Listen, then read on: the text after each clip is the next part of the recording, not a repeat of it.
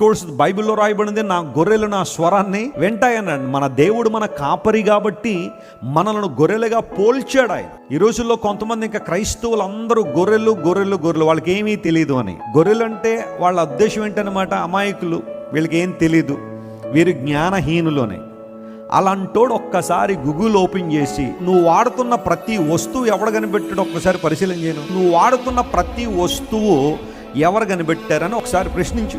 నువ్వు గొర్రెలను అపహాస్యం చేస్తున్న వాళ్ళే కదా అవన్నీ కనిపెట్టింది. నువ్వు వాడుతున్న ఫోన్ వాళ్ళు కనిపెట్టింది, ఇంటర్నెట్ వాళ్ళు తీసుకొచ్చింది, కంప్యూటర్ వాళ్ళు కనిపెట్టింది, నువ్వు వాడుతున్న మందుల దగ్గర నుండి ఆఖరికి బాల్ పాయింట్ పెన్ పిన్ను దాకా వాళ్ళు కనిపెట్టిందే. అంత కనిపెట్టినవన్నీ వాడుకుంటూ వాళ్ళు గొర్రెలను అమాయకులుగా వాడుతున్నావు అంటే అసలు గొర్రె ఎవరు? నువ్వు కదా, అమాయకుడు నువ్వు కదా. గొర్రెలను ఏ సందర్భంలో ఉపయోగించారంటే ఆ కాపరి స్వరాన్ని మాత్రమే వింటాయి.